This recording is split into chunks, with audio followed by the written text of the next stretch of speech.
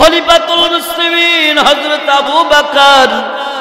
আবু বকর সিদ্দিক রাদিয়াল্লাহু তাআলা আনহু মুসলমান তিন মাথার মোড়ে চার মাথার মোড়ে দাঁড়ায়া এই কোরআন কারীমের তিলাওয়াত যখন করতেন, ও মুসলমান, এমন একটা পাওয়ার আল্লাহ তাআলা এই কোরআন কারীমের মধ্যে দিয়েছিলেন। ও মুসলমান, যারা বাজার করার জন্য বাজারে যাইতো, যারা কৃষি কাজ করার জন্য, ও মুসলমান, কৃষি কাজ করার জন্য মাঠে যাইতেছিল, ও মুসলমান, যারা ব্যবসা করার জন্য বাজারে যাইতেছিল, ওই আবু বকর সিদ্দিকের কণ্ঠে কোরআন কারীম তেলাওয়াত শোনার পর তারা দাঁড়ায় আবু বকরের কণ্ঠে কোরআন কারীম তেলাওয়াত শুনেছে। সারাদিন পার হয়ে গেছে, তারা বাজার করার কথা ভুলে গেছে, মাঠে কাজ করার কথা ভুলে গেছে। মুসলমান, যারা ব্যবসা করার জন্য যাবে তারা ব্যবসা করার কথা ভুলে গেছে। সুবহানাল্লাহ, আওয়াজ করে বলেন সুবহানাল্লাহ। এই কোরআন কারীমের মধ্যে এমন পাওয়ার আল্লাহ তাআলা দান করেছিলেন। কেমন পাওয়ার, কেমন পাওয়ার! খারাপ লাগতেছে না আপনাদের? কেমন পাওয়ার! যারা দিনের বেলায় কোরআনের বিরুদ্ধে আইন পাশ করত, বলতো সাবধান সাবধান, তোমরা কিন্তু কেউ মুহাম্মাদের কালাম শোনার জন্য যাবা না। ও মুসলমান, তারা নোটিশ জারি করে দিল, কাফের বেঈমানগুলো নোটিশ জারি করে দিল। এই কথাও আল্লাহ তাআলা কোরআন কারীমের মধ্যে বলে দিয়েছেন, ওয়াকালাল্লাযীনা কাফারু লা তাসমাউ লিহাযাল কুরআন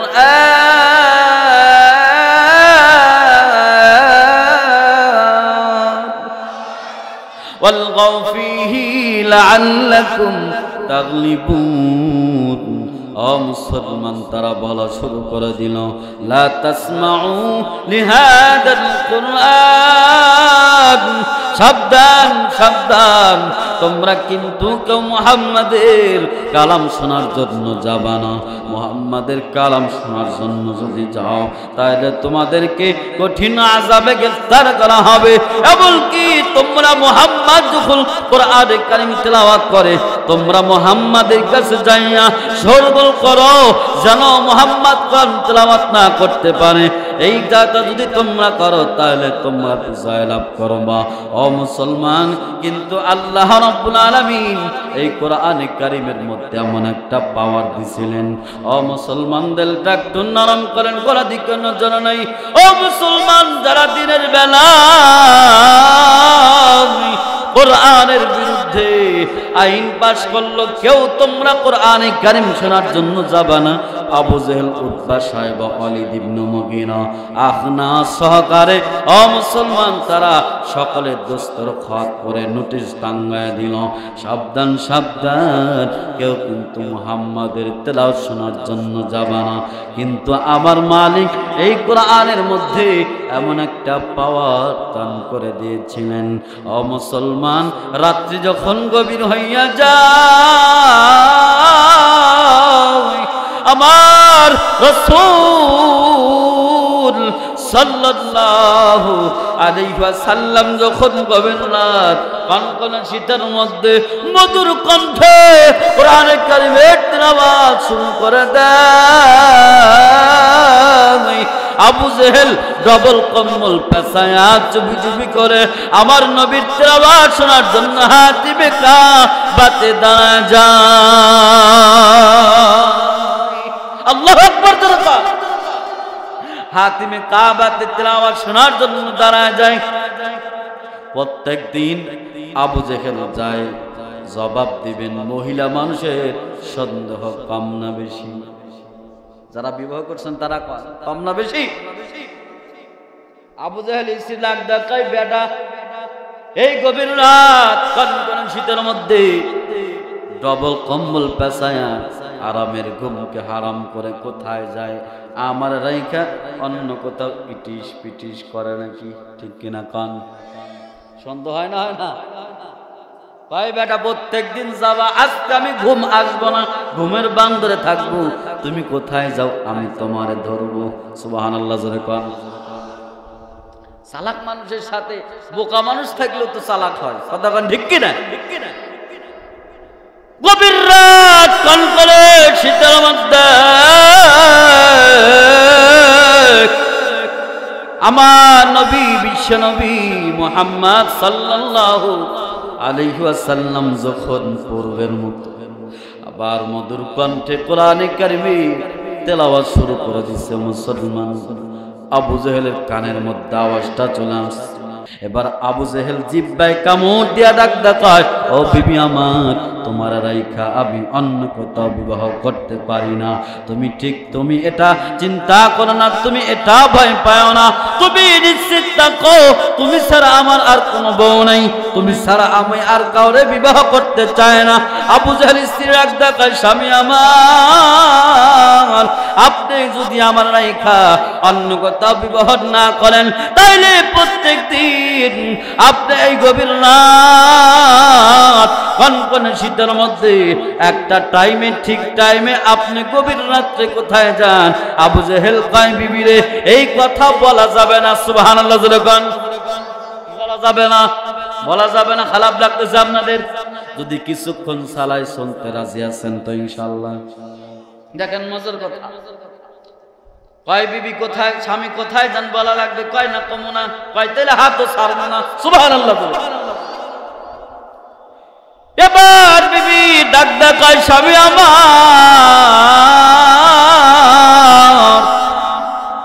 একটা কথা আমি জরিপ করে পাইছি, এই কথাটা শোনার পরে এমন জোরে সুবহানাল্লাহ বলবেন, এই জমিন আর কোনোদিন এত জোরে আওয়াজ দেন নাই। রাজি আছেন ইনশাআল্লাহ? ইনশাআল্লাহ। অ্যাকশন, অ্যাকশন, ঠিক আছে? আবু জেহেলের বিবি ডাক দেখায়, স্বামী গো, আপনি যদি এই গভীর রাত্রে কনকনে শীতের মধ্যে আমার রাইখা অন্য কোন বিবির কাছে না যান, আল্লাহর কসম করে বলি, আল্লাহর কসম করে বললে হানেস হবে না, কসমের কাফারা দেওয়া লাগবে না। ও স্বামী আমার, আপনি এই গভীর রাত্রে কনকনে শীতের মধ্যে আপনি আরামের ঘুমকে হারাম কইরা আপনি অন্য কোন মহিলার কাছে যদি না যান, তাইলে আল্লাহর কসম করে বলি, আপনি এই গভীর রাত্রে ওই আব্দুল্লাহর ছেলে মুহাম্মাদের কালাম শোনার জন্য যান। আল্লাহু আকবার, আল্লাহু আকবার। মুসলমান বন্ধুরা আমার, ভাইয়ের আমার, আবু জেহেল জিবাই দিছে কামড়। ডাক দিয়ে কয়, বিবি আমার, এই কথা আমার আর তোমার মধ্যেই থাক, দ্বিতীয় তৃতীয় অন্য কারোর কাছে যেন না যায়। এবার বিবি ডাক দেখায়, স্বামী আমার, কেন কেন কেন, অন্য কোন লোক জানলে কি হবে? আবু জেহেল ডাক দেখায়, সব ও বিবি রে, আজকে দিনের বেলায় কোরআনের বিরুদ্ধে আমরা আইন পাশ করলাম, কোরআনের তেলাওয়াত কেউ শুনতে যাবা না, মুহাম্মাদের ধারের কাছে যাবা না। আর আজকে আমরা নিজেই দিনের বেলায় কোরআনের বিরুদ্ধে আইন পাশ করলাম, আর রাত্রিবেলায় আমরা যদি চুপি চুপি করে না ওই মুহাম্মাদের তেলাওয়াত শোনার জন্য যাই, আমার নেতাগিরি তো যাবে যাবে, আমার কপালে একটা জুতার বাড়ি রো অভাব হবে না। ঠিক কিনা তোরা বলে মুসলমান ভাই? এবার আবু জেহেল সিরাক দেখায়, স্বামী আমার, শর্ত আছে, তাইলে আমি কাউকে বলবো না। কয় কি শর্ত? কয়, স্বামী আপনি একা যাবেন কেন? আমার সাথে লইয়া মুহাম্মাদের তেলাওয়াত শোনার জন্য আমারও মন কাঁদে স্বামী গো, আমার লইয়া যদি যান, তাইলে আমি কথা দিলাম, এই কথা আমি আর আপনার মধ্যেই থাকবে, দুনিয়ার আর কোনো মানুষ জানতে পারবে না। এটা হলো কোরআনে কারিমের পাওয়ার, ঠিক কিনা জোরে বলো মুসলমান ভাইয়ার আমার। এখন আরো মজার কাহিনী দেখেন। আবু জেহেল মুসলমান গভীর নিজের বিবির নিয়ে গাট্টি গুট্টি বাইদা মুহাম্মাদের কালাম শোনার জন্য যখন হাতিমে কাবাতে গেছি, মজার ব্যাপার হলো আবু জেহেল যা দেখে তার আগে ও মুসলমান উতবা সাইবা ওয়ালিদ ইবনে মুগীরা আখনাস আয়েশা বসে আছে। সুবহানাল্লাহ জোরে কোন, আরেকটু জোরে কোন না সুবহানাল্লাহ। আবু জেহেল ডাক উতবা সাইবা, ও ওয়ালিদ ইবনে মুগীরা, আজকে দিনের বেলা কোরআনের বিরুদ্ধে আইন পাশ করলা, আজকে তোমরা রাত্রি বেলা মুহাম্মাদের এখানে ঘোরাঘুরি করো কেন? এবার উতবা সাহেব কয়, ও নেতাজি, আমাদের একই প্রশ্ন। আপনি এই দিনের বেলায় কোরআনের বিরুদ্ধে আইন পাশ করলেন, আপনি আমাদের নেতা, আপনি আমাদের বস, আপনি কেন আসলেন? আপনি কেন আসলেন? দুষ্ট মানুষের মিষ্টি কথা, কথা ঠিক না বেশি?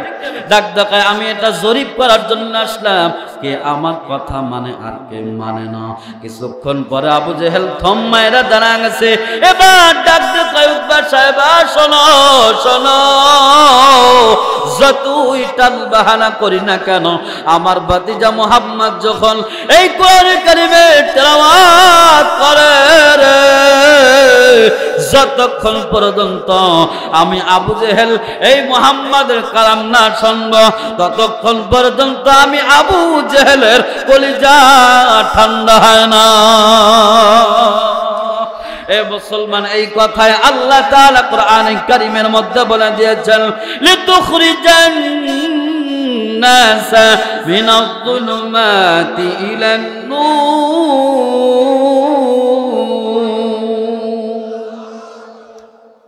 এবার আবু জেহেল লাগ দেখাই, শোনো শোনো, এইভাবে যদি চলতে থাকে তাইলে তো আমাদের নেতাগিরি থাকবে না, মক্কার সব মানুষগুলো মুহাম্মাদের অনুসারী হবে। ঠিক কিনা জোরে কর? মক্কার সব মানুষগুলো মুহাম্মাদের অনুসারী হয়ে যাবে। তাইলে কি করা যায়? কি করা যায়? ডাক দেখায়, আজকে আমার হাতে হাত রাখা শপথ করো, শপথ করো, আর কোনদিন মুহাম্মাদের কালাম শোনার জন্য আসবে না। আবু জেহেলের হাতে হাত রাখা, ও মুসলমান উতবা সাহেবা, ওয়ালিদ ইবনে মুগীরা, আখনাস, এবার সকলে হাত রাখা এ মুসলমান এবার শপথ গ্রহণ করলো, আর কোনদিন আমরা মুহাম্মাদের কালাম শোনার জন্য আসব না। কিন্তু মুসলমান, মজার ব্যাপার হলো, এবার যখন আবার প্রত্যেক দিনের মতো আমার নবী, বিশ্ব নবী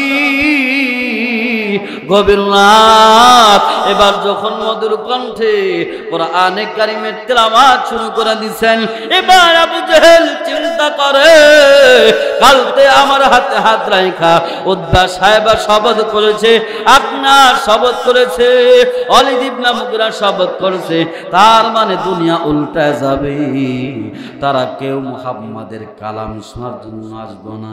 এই জন্য আমি আবু জেহেল একাই যাব, পান ভরে মন ভরে মুহাম্মাদের কালাম শুনব।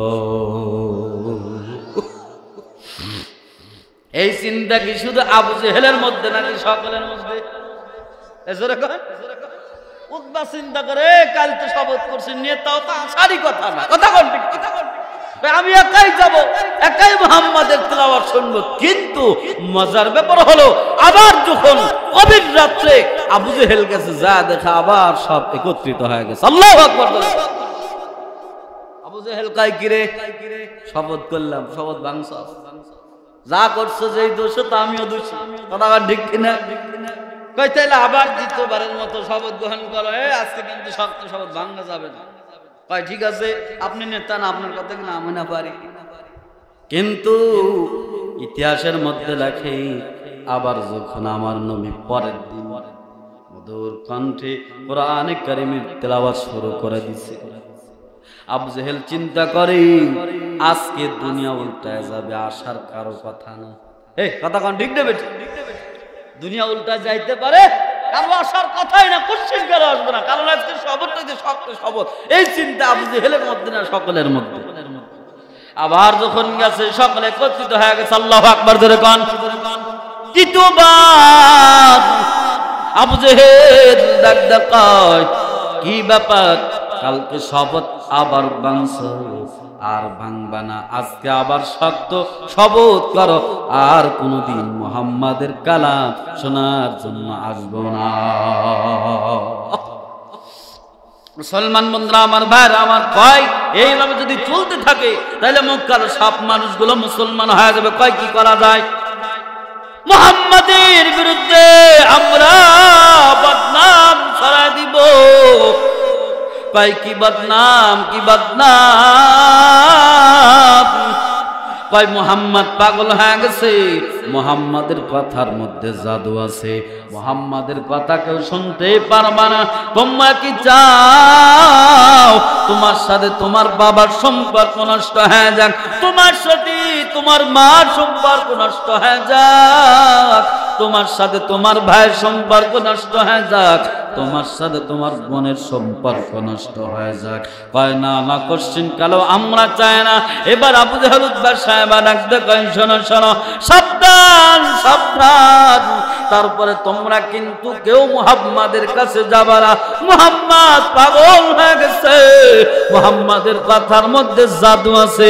মুহাম্মাদের কথা যে শোনে, মুহাম্মাদের কথা শোনার পর অটোমেটিক বাবার সাথে সম্পর্ক ছিন্ন হয়ে যায়, মার সাথে সম্পর্ক ছিন্ন হয়ে যায়, বোনের সাথে সম্পর্ক ছিন্ন হয়ে যায়। ও মুসলমান, আল্লাহ কয় যতই বদনাম করস না কেন, মাকারু মাকারাল্লাহ ওয়াল্লাহু খায়রুল মাকিরিন।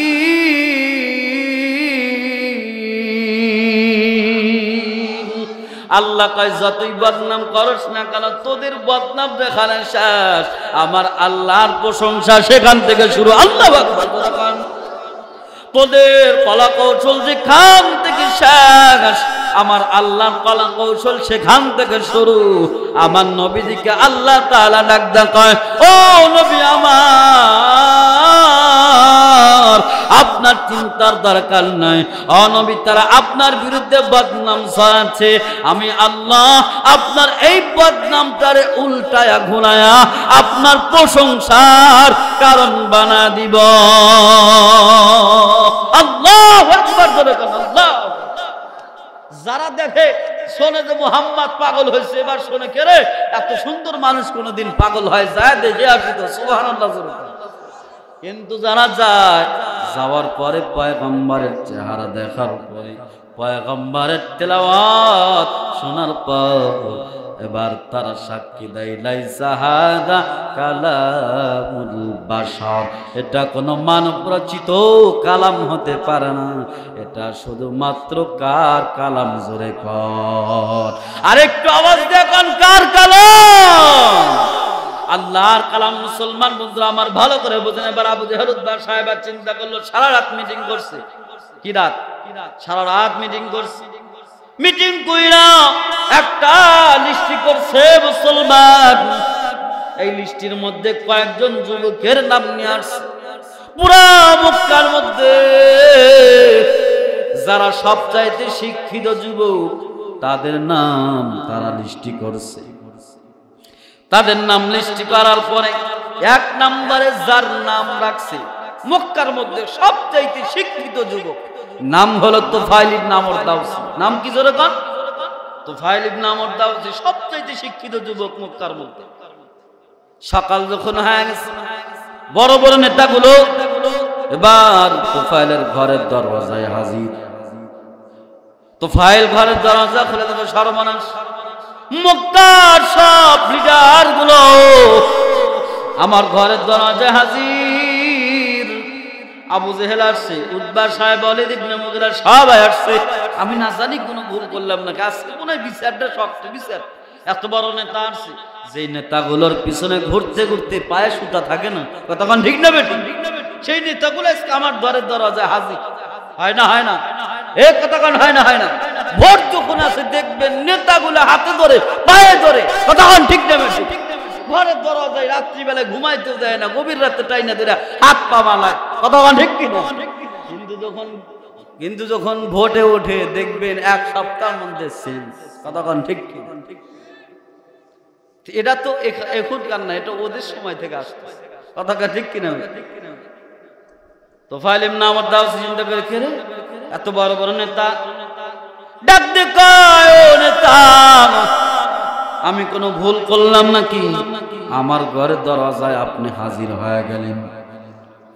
আবু জেহেল ডাক দেখায়, না না, তুমি তো মক্কার মধ্যে সবচাইতে শিক্ষিত যুবক, ভদ্র যুবক, তুমি ভয় করতে পারো না, তুমি কোনো অপরাধ করতে পারো না। কয় তাইলে আপনি আমার ঘরের দরজায় কেন? কয় আমরা তোমার জন্য একটা বড় বিপদ থেকে বাঁচানোর জন্য তোমার ঘরের দরজা আসলাম। মুসলমান ভাই আমার বন্ধুরা, আমার দিলটা নরম করেন কোন দিকানোর জন্য। তুফাইল ডাকতে কয়, নেতা এত ভালোবাসেন আপনারা আমাকে বড় মুসিবত থেকে বাঁচানোর জন্য আসলেন, কি বড় মুসিবত বলেন? আবু জেহেল কয়, তুমি কি শোনো নাই মক্কার মধ্যে আমাদের বংশের মধ্যে একটা যুবক নাম হলো মুহাম্মদ। মুহাম্মদ পাগল হয়ে গেছে, মুহাম্মাদের কথার মধ্যে জাদু আছে। তুমি কি চাও তোমার ভাইয়ের সাথে তোমার সম্পর্ক নষ্ট হয়ে যাক? তুমি কি চাও তোমার মার সাথে তোমার সম্পর্ক নষ্ট হয়ে যাক?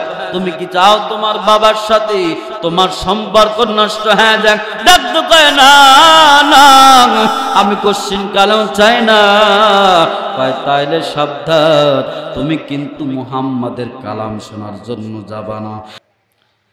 এবার তুফাইল ইবনে আমর দাওসী ডাক দেখায়, নেতাজি আপনি যেটা বলছেন সেটাই শুনবো, মুহাম্মাদের কালাম শোনার জন্য যাব না। মুসলমান দিলটা একটু নরম করে দেন, কোনো দিকে নজর নেই। এবার আবু জেহেল যখন চলে যাবে, তার একজন খাদিম ডাক দেখায়, নেতাজি আরবিতে একটা প্রবাদ আছে। কয় কি প্রবাদ? কাল আল ইনসানু হারিসুন ফিমা মুনিয়া। কয় মানুষ ওই জিনিসের দিকে বেশি ধাবিত হয়, কয় যেই জিনিসের দিকে তাকে নিষেধ করা হয়। ঠিক কিনা ধরে কয়? এখন যেহেতু তুফাইল এই বিষয়ে কোনো ধারণাই ছিল না, এখন যেহেতু সকলে মিলাইছা তুফাইলকে বলছে সাবধান, মুহাম্মাদের কাছে যাবা না, তার মানে 100% মুহাম্মাদের কাছে যাবে, যেহেতু শিক্ষিত যুবক। ঠিক কিনা ধরে কয়? কি করা যায়? তাইলে তুফাইল ইবনে আমর দাওসীর দুই কানের মধ্যে তুলা দিয়া কষ্টেপ মেরে দেন, যদিও যায় তারপর মুহাম্মাদের কালাম শুনতে পাবে না। নাউজুবিল্লাহ জোরে বললেন। আবু জেহেল কয়, এই জন্যই তো তোর এত ভালো লাগে আমার, তুই সময় মতো ভালো বলো, কিছু পরামর্শ দিক, দেখবেন নেতা ভালোই থাকে, সাথে যারা থাকে এরাই খান্নাস বানায়। কতক্ষণ ঠিক নেবে? মুসলমান বন্ধুরা আমার, ভাইয়ের আমার, তুফাইল এবার হাঁটি হাঁটি পা পা করে রাস্তা দিয়ে যখন হাঁটে, ছোট ছোট বাচ্চাগুলো তুফাইলকে দেখার পরে ঢিল মারে, হাসি ঠাট্টা করে আর বলে জুরকত নাই, দুই কানের মধ্যে তুলা দেওয়ালা। তুফাইলের ভালো লাগে না, খারাপ লাগে। তুফাইল ডাকতে কয়, আমি যেহেতু শিক্ষিত যুবক, আমাকে এইভাবে আবু জেহেল মুরগি বানায় গেল, আমি কোশ্চেন কালো এইভাবে থাকবো না, আমি যাব মুহাম্মাদের কাছে যাব, দেখি আমি তো শিক্ষিত যুবক, আমি বুঝবো কোনটা ভালো কোনটা খারাপ, আমি মুহাম্মাদের কালাম শুনবো। আমি যদি ভালো কিছু পাই তাইলে মুহাম্মদ সাল্লাল্লাহু আলাইহি ওয়াসাল্লামের কালাম আমি গ্রহণ করব, তার দ্বীন গ্রহণ করব। আর যদি ভালো কিছু না পাই তাইলে আমি মুহাম্মাদের কাছেও যাব না। ও মুসলমান, দিলটা নরম করেন। এবার তুফাইল ইবনে আমর দাওসী হাঁটি হাঁটি পা পা করে যখন মুহাম্মাদুর রাসূলুল্লাহ সাল্লাল্লাহু আলাইহি ওয়াসাল্লামের কাছে যখন চলে গেলেন, ওই সময় আমার নবী বিশ্ব নবী মুহাম্মদ সাল্লাল্লাহু আলাইহি ওয়াসাল্লাম হাতিমে কামাতে দাঁড়ায়া মুসলমান নামাজ আদায় করতেছিলেন। এবার পিছন দিক দিয়া তুফাইল ইবনে আমর তাকা দেখে, রে আমার নবী দাঁড়া দাঁড়া নামাজ পড়ে, এত সুন্দর চুল, এত সুন্দর বডি স্ট্রাকচার, এত সুন্দর দেহ।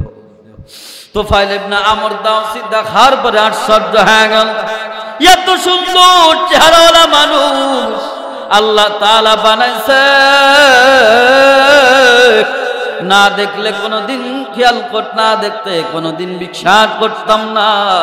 ও মুসলমান, জবাব দিয়ে যায় কোন আমার নবীর চাইতে এত সুন্দর করে আল্লাহ কি কাউরে বানাইছেনি? আর বলে কোন কাউরে বানাইছে? না না, কাউরে বানায় নাই। মুসলমান ভাইরা আমার, আমার নবী কেমন সুন্দর, কেমন সুন্দর। আম্মা জান আয়েশা ডাক দেখায়, ও দুনিয়ার মানুষ শোনো, আমার নবী কেমন সুন্দর, কেমন সুন্দর। ওই মিশরের মহিলাগুলো ইউসুফ পয়গম্বরকে দেখার পর তাদের হাতের আঙ্গুল পর্যন্ত কেটে ফেলে দিয়েছিল। ওই মজলিসের মধ্যে আমার পয়গম্বর যদি হতো রে, আল্লাহর কসম করে বলি, ওই মজলিসের মধ্যে আমার পয়গম্বর হলে তারা তাদের হাতের আঙ্গুল নয়, বরং তারা তাদের কলিজার মধ্যে চাকু চালায় দিত। এমন সুন্দর করে আমার নবীকে আল্লাহ তাআলা বানাইছে। হে মুসলমান, আমার নবী নামাজ যখন শেষ করলেন, নামাজ শেষ করার পর আমার পয়গম্বর তুফাইল ইবনে আমর দাউসিকে ডাকলেন। ডাক দেখায়, তুফাইল আয়, আমার কাছে চলে আয়। তুফাইল যখন আসলেন, আল্লাহর নবী তুফাইলকে দেখার পর একটা মুস্কি হাসি দিলেন। তুফাইল বলে, ও দুনিয়ার মানুষ শোনো রে, আমার নবী আমার দেখার পর আমার একটা মুস্কি হাসি দিছে, এমন হাসি আমি আর দুনিয়াতে দেখি নাই। আমার মনটা ভরে গেল। এবার তুফাইল নবীজির কাছে যখন বসে গেলেন, আমার নবী ডাক দেখায়, তুফাইল তোমার দুই কানের মধ্যে তুলা দিছো, এই তুলা কি তুমি খুলবে না? তুফাইল ডাক দেখায়, নবী আমার অবশ্যই অবশ্যই খুলব। তুফাইল এবার নিজের কানের মধ্যে থাইকা তুলা যখন সরায় দিল, তুফাইল আমার নবীকে ডাক দেখায়, নবী আমার, আজকে সকাল বেলা আমার বাড়ির ঘরে, আমার ঘরের দরজায় মক্কার বড় বড় লিডারগুলো আবু জাহল উতবা সাহেবা আয়েশা আপনার বিরুদ্ধে বদনাম করছে। আপনি নাকি মানব রচিত কালাম আপনি তেলাওয়াত করেন, আপনি কি কোন জাদুবিদ্যা শিখছেন? কোন জাদুবিদ্যা তেলাওয়াত করেন? ও নবী, আমি তো শিক্ষিত যুবক, আমাকে একটু আপনি পড়ে শোনান না। আমার নবী, বিশ্ব নবী মুহাম্মদ সাল্লাল্লাহু আলাইহি ওয়াসাল্লাম এই কোরআন কারীমের তেলাওয়াত শুরু করে দিলেন। ও মুসলমান, দিলটা একটু নরম করে দাও। তুফাইল ইবনে আমর দাউসি ডাক দেখায়, আল্লাহর কসম করে বলি, ও দুনিয়ার মানুষ শোনো, শোনো, আবু জাহল উতবা সাহেবা আমাকে বলেছে মুহাম্মদ মানব রচিত কালাম তেলাওয়াত করে, মুহাম্মদ জাদুবিদ্যা তেলাওয়াত করে। আমি সাক্ষী দিলাম, লাইসা হাযা কালামুল বাশার, এটা কোনো মানব রচিত কালাম নয়, এটা শুধুমাত্র আমার রবের কালাম। ঠিক কিনা তোরা বলে মুসলমান ভাই আমার? ও মুসলমান, এটা হলো এক নম্বর কোরআনে কারীমের বৈশিষ্ট্য, যা অন্য কোন কিতাবকে আল্লাহ তাআলা দেন নাই। ও মুসলমান, এই কোরআনের মধ্যে এমন একটা পাওয়ার, এমন একটা আকর্ষণ আল্লাহ তাআলা দান করেছেন। ও মুসলমান, দুই নম্বর এমন একটা বৈশিষ্ট্য আল্লাহ তাআলা এই কোরআনের মধ্যে দিয়েছেন, যা অন্য কোন কিতাবের মধ্যে দেন নাই। সেটা হলো পুরা বিশ্বের মধ্যে যত ধর্মগ্রন্থ আছে, কোন ধর্মগ্রন্থের হাফেজ দেখাইতে পারবেন না, কিন্তু এই কোরআনে কারীমের হাফেজ পুরা বিশ্বের মধ্যে লক্ষ লক্ষ আছে না নাই? এই যেরকম আছে না নাই? এই কোরআনের হাফেজ পুরা বিশ্বের মধ্যে লক্ষ লক্ষ, বর্তমান জরিপ যেটা বলছে 6.5 লক্ষর অধিক হাফেজ কোরআন পৃথিবীতে আছে। আল্লাহু আকবার জোরে বলেন। অন্য কোন কিতাবে আছে? এই অন্য কোন কিতাবের পূর্ণাঙ্গ হাফেজ আছে কেউ দেখাইতে পারবে? কোশ্চেন কালো কেউ দেখাইতে পারবে না। এই জন্য আল্লাহ তাআলা বলেন, ইন্না নাহনু নাযালনা যিকরা ওয়া ইন্না লাহু লাহাফিযুন।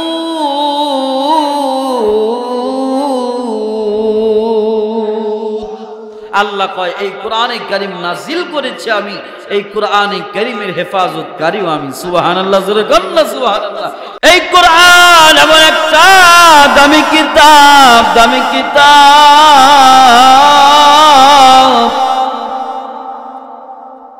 পৃথিবীতে যত শহর আছে, যতগুলো উন্নত শহর হোক না কেন, আমার মালিকের কাছে চালানার মূল্য নাই।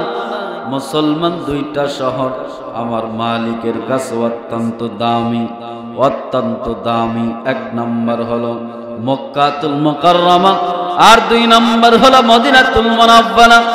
মক্কাতুল মুকাররমা কত দামি, কত দামি। পয়গম্বর বলেন, কেউ যদি মসজিদে হারামে এক রাকাত নামাজ পড়ে, আমার মালিক তার আমলনামায় এক রাকাত নামাজের বদৌলতে 1,00,000 রাকাতের সওয়াব দান করে দেয়। পক্ষান্তরে কেউ যদি মসজিদে নববীতে এক রাকাত নামাজ পড়ে, আল্লাহ তার আমলনামায় এক রাকাত নামাজের বদৌলতে 50,000 রাকাতের সওয়াব দান করে। সুবহানাল্লাহ, কি জোরে বললেন না? এই দুইটা শহর এত দামি কেন? 23 বছর কিছু সময় মক্কায়, কিছু সময় মদিনায় রব্বে কারীম আমার নবী, বিশ্ব নবী মুহাম্মদুর রাসূলুল্লাহ সাল্লাল্লাহু আলাইহি সাল্লাম এই কোরআনে কারীম নাযিল করেছে। বিধায় কোরআনের সমস্যা এই দুইটা শহরের সাথে লাগছে, যার কারণে পৃথিবীতে যত উন্নত শহর হোক না কেন, রব্বুল আলামিনের কাছে এই মক্কাতুল মুকাররমা আর মদিনাতুল মুনাওয়ারার দাম সবচাইতে বেশি। ঠিক কিনা জোরে বলো মুসলমান? মুসলমান বন্ধুরা আমার, দিলটা নরম করেন। পক্ষান্তরে যতগুলো মাস আছে 12টা মাসের মধ্যে রমজানুল মুবারক আমার রবের কাছে অত্যন্ত দামি, অত্যন্ত দামি। কেমন দামি? পয়গম্বর বলেন, কেউ যদি রমজানুল মুবারকে একটা ফরজ ইবাদত করে, আল্লাহ তাআলা তার আমলনামায় একটা ফরজের ইবাদতের বদৌলতে 70টা ফরজ ইবাদতের সওয়াব দান করে দেয়। পক্ষান্তরে কেউ যদি একটা নফল ইবাদত করে, আল্লাহ তাআলা রমজান মাসে একটা ফরজ নফল ইবাদতের বদৌলতে তার আমলনামায় একটা ফরজের সমতুল্য সওয়াব দান করে দেয়। এ মুসলমান, এই রমজান মুবারক এত দামি, এত দামি কেন? আল্লাহ তাআলা কোরআনে কারীমের মধ্যে নিজে বলেছেন, শাহরু রমাদানাল্লাযী উনজিলা ফীহিল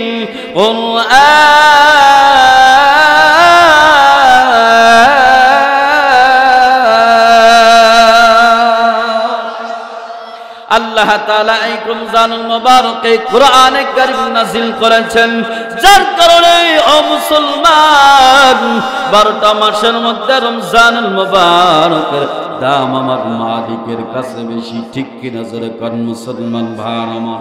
পক্ষান্তরে রমজানুল মুবারকের মধ্যে এমন একটা মুহূর্ত আছে মুসলমান, যেই মুহূর্ত, যেই রাত্রিতে কেউ যদি ইবাদত করে, আমার মালিক বলেন, এক রাত্রি ইবাদত করবি, এক রাত্রি ইবাদতের বদৌলতে বান্দা তোর আমলনামায় 1000 মাস ইবাদতের সওয়াব আমি আল্লাহ দান করে দেব।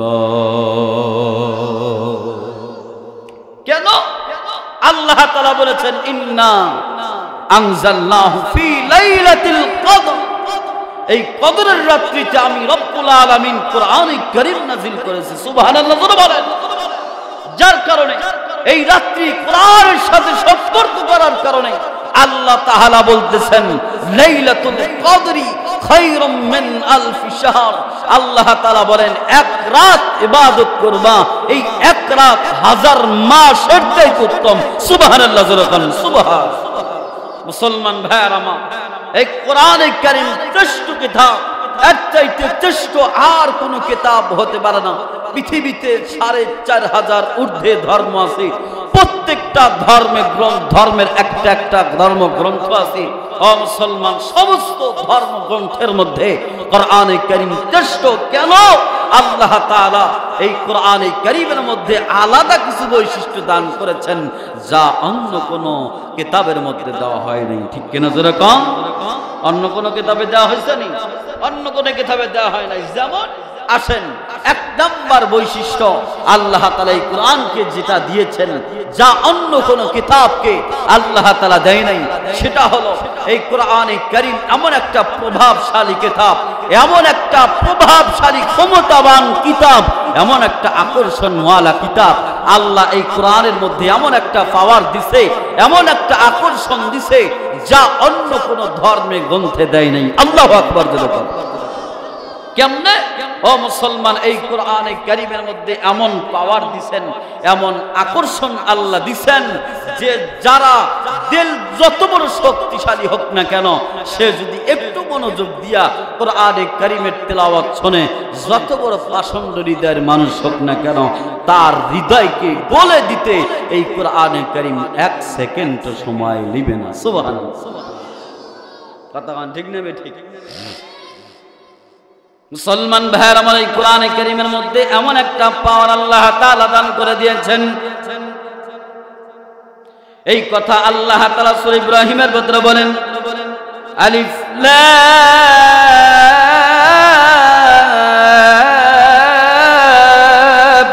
রা কিতাবুন আনজালনাহু ইলাইকা لتخرج الناس من الظلمات إلى النور।